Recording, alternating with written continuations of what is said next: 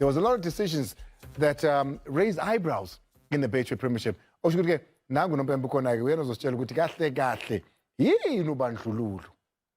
Yeah, let's go to Pirates Super Sport. We'll see what we call serious foul play. Serious foul play is a tackle that endangers the safety of an opponent using excessive force or brutality. The player must be sent off. Here you can see Sanoka there. He got a yellow card, but what do you see there? That tackle is above the ankle. That endangers the safety of an opponent. So Sanoka should have been sent off for serious foul play. Let's go again on Friday when Pirates play Amazulu and see again another tackle that endangers the safety of an opponent from Boniface Harbour on the same relay. Look what he does, the skillful player indeed, but look at what he does. Hey. This is reckless. Reckless means that the player, the way he plays he acted with disregard to the danger or consequences for his opponent. So now that's yellow card, he got nothing. So this should have been a yellow card for playing with disregard. Let's go to the next one, the same Harbour. Let's see what he does on Mafokeng, and then we evaluate. You can see that Mafokeng has the ball there. Let's see what he does there. This is serious foul play. So this player should have been sent off. Have a look. This is serious foul play. The player should have been sent off, and they are destroying this boy because he's a very good player. They are targeting him. The referees have a responsibility to protect all skillful players. Right. Let's go to Chiefs and Super Sport. There's a penalty appeal. Let's go and have a look as who kicked the ball. The law says kicking an opponent, it's a foul. So let's see that no one has the ball. The ball goes into the penalty area, 50-50, and then who kicked who? Here you can see that Castillo got the ball. What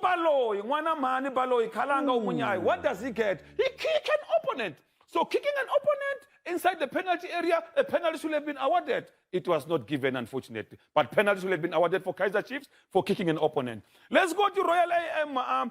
Here we see a Royal AM where there's a goal scored. No, this is a penalty one. Yeah. Right. This is a penalty one where we evaluate and see who kicked who. Can you see the clip there? Yes. So as you clip him there, penalty should have been awarded for tripping an opponent. It was not given. Is that a trip? Incorrect decision by the referee there.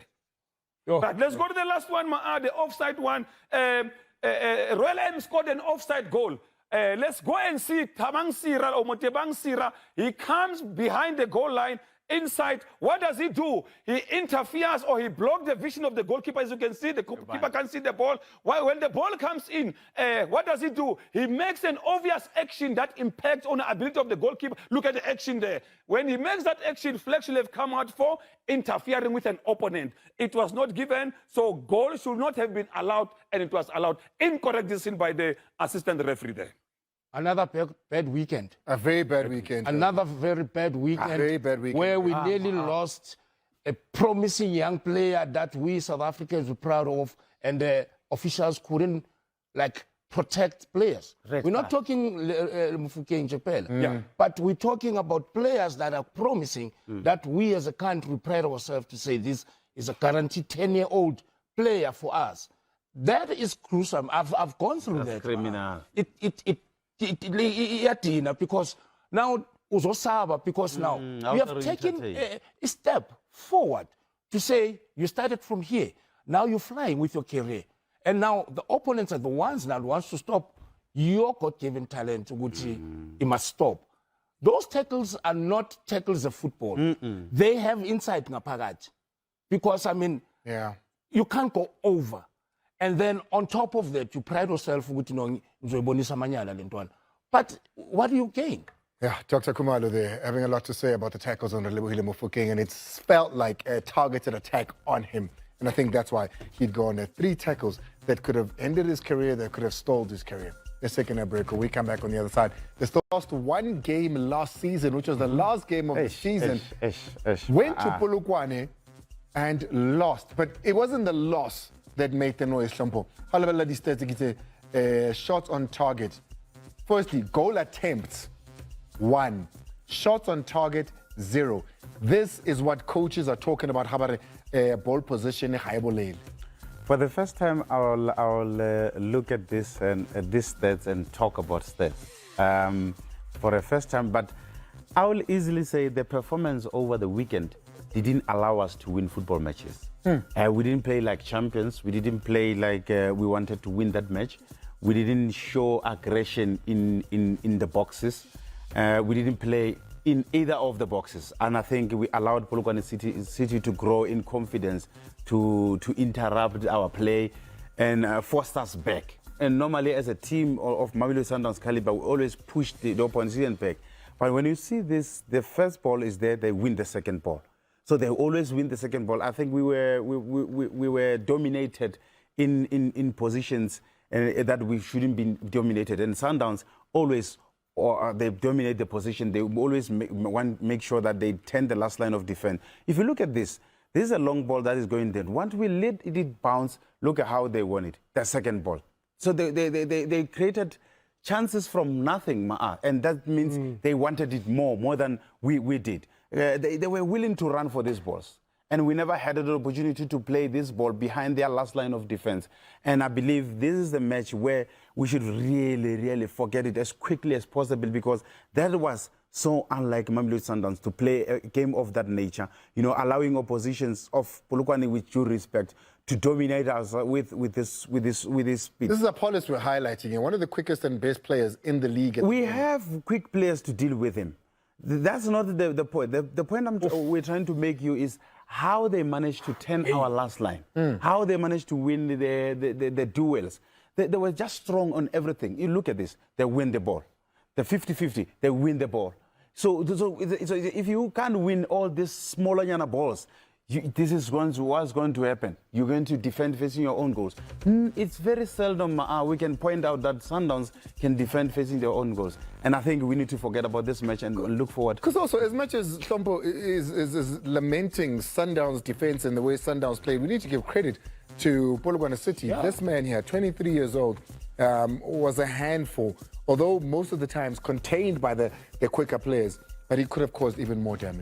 He could have. And it's good that his teammates actually came to the party, because he wouldn't have done this all by himself. Yeah. If you look at the opportunities they created, look how, okay, that's a foul. But if you look at the Orange team, how much comfort on the ball they had. And the passes that were dissecting Sundowns. Now they don't allow Sundowns to have a build-up. Quicker out. They're quicker, and look at the fullback where he is now. There he is. He's crossing now, and this is a Sundowns team that I don't know whether is it because some of the players haven't been playing for quite some time and all that. Look at this Kampala guy. You know, switch off play and all that. So you're right, Mauti. Polokwane City had a plan, because they start to take a book from the back.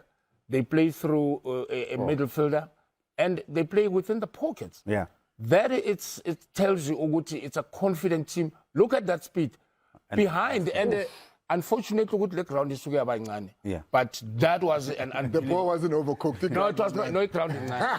But I ask you this then. I look at the starting 11 of Mamelodi Sundowns and I say, this is a Sundowns that plays with the Mshishi, with the Ribeiro, with the Allende, all quick players. This is Kambala, who was just instrumental. Yeah, I love Kambala. He absolutely loves him. Of course, he gave Sundowns the victory in 2019 in that last match.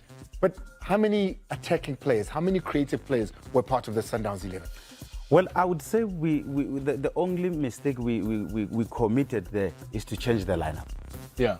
The lineup says players need continuous movement and continuous actions when I'm the previous match should give me the actions that are still coming into the next match. Because I look at this and I say, you know, in the midfield, you know, somebody's going to make things happen. I see Matthews.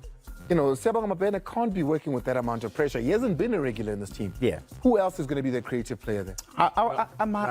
It was difficult for us to single out a player that can establish play for us. Marcelo Allende, I thought, is going to be the player that is establishing play for us. But remember, when you don't have a lineup that is consistent, you'll always struggle with momentum of having these passes. Because we played a lot without the ball in the second half. When you see Gambala having one touch, second touch on the ball, that tells you that we were reacting to situation. And I think you can't be reacting to situations as a team like Mamelodi Sundowns. You should be in control of every match. We lost the grip in the second half, if you look at this. The line, they were higher up, if you look at this. Normally, when the team leaves two men at the back, we terrorize them. But not in this match. Because Mapangula, you couldn't terrorize there. And of course, 27 years old, he's had some experience. Look at that, going back to 2022 when he started the Nedbank, playing 38 matches. Not a lot of experience as far as the top level, of course, but he's had his games in the lower leagues as well.